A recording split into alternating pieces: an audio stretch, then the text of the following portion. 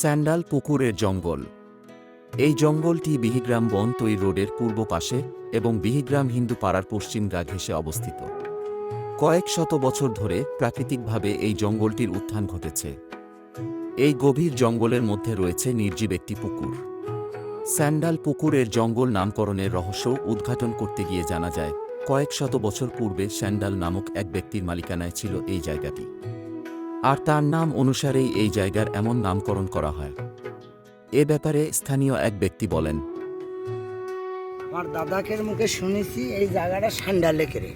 এই সান্ডালেকেরে এই জায়গাটা ওই রজনী বাবু কীভাবে ওই এই জায়গাটা পায় পায়া এই 50 বিঘা জমি এই সান্ডালেকেরে এই রজনী পায়া এই যে পুকুর টুকুর গাছ বাঁশ সমস্ত ওই সান্ডালেকেরে এটা ওই লগিন বাবু দা ওটা ওই দাদা ওর বাপ পাশে বাপের ইয়ে বেটা তোরা পাবো এইভাবে ওরা খায়। এটা আমাকে শোনা কথা বাবা। জঙ্গলটি পূর্বের মতো নিজেকে সমৃদ্ধ করে রাখতে না পারলেও নিজেকে বিলীন করেনি। শিয়াল, বনবিড়াল, বেজি, কাঠবিড়ালি, গিরগিটি, গুইসাপ, কাছিম, বিভিন্ন প্রজাতির বিষাক্ত সাপ ও শত রকমের পাখিকে অকপটে আশ্রয় দিয়ে যাচ্ছে জঙ্গলটি। শোনা যায় অতীতে এই জঙ্গলের আশেপাশে থেকে খরগোশ শিকার করতেন স্থানীয়রা। তবে সুদূর অতীতের এক চাঞ্চল্যকর তথ্য দেন স্থানীয় আরেক ব্যক্তি। ছোটবেলা বাঘ পর্যন্ত ছিল, বাঘ ভাল্লুক সবই, কিন্তু ইদানিং তো আর ওই সমস্ত কিছু বড় জীব জানোয়ার নেই। বাপের আমলে নয়, দাদার আমলে বাপে গল্প করেছে আমরা শোনা। তবে মানুষ বলে যে ভিতরে ভয়ে মানুষ নামেনি, পুকুরে নামেনি, কিন্তু ইদানিং তো আর কোনো সমস্যাই নেই। সাপ তো বাবা জাথা বলে, অজগ্র সাপ, বিশাল বিশাল সাপ।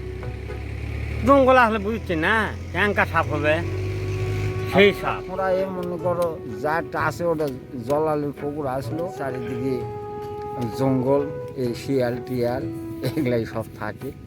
অনেক ভৌতিক কল্পকাহিনী প্রচলিত রয়েছে এই জায়গাটি নিয়ে।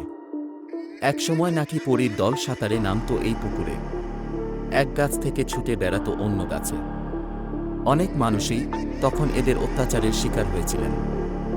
এ ব্যাপার স্থানীয়রা বলেন, আমার তো অনেক এটি আসছিল যে লগিন বাবুর কাছে একটা জমি বেচটা আসতে ওই দেখে ওর পেটত কামড় ধরছে তো এই পায়খানা করবো ওইদিকে আসছে, পায়খানা করা যাতে যাতে একটা বলে লাভ চোরা খালি লাশ হচ্ছে, আর ও কি বলে আগে আসছে ওই এখন ওই না দেখা ন্যাঙ্গট পাগল আর দৌড় এই পর্যন্ত আর জানার ওই কোনা তোটি বলে ভূত পেট্টিনে আসে নাকি বা এটা আমার শোনা কথা, আমরা দেখি ঠিক ওরা কয় ওই যে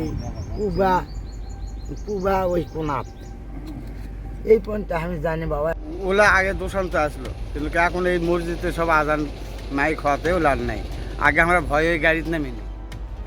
এই সকল শত বৎসরের পুরনো জঙ্গল ও পুকুর মানব মনে বেশ প্রভাব বিস্তার করে। আজ আমরা আধুনিক যুগে প্রবেশ করলেও মন সুদূর অতীতের সেই সাদাকালো উচ্ছল দিনগুলোতেই আটকে থাকতে চায়, ফিরে পেতে চায় অতীতের সেই সোনালি দিনগুলি।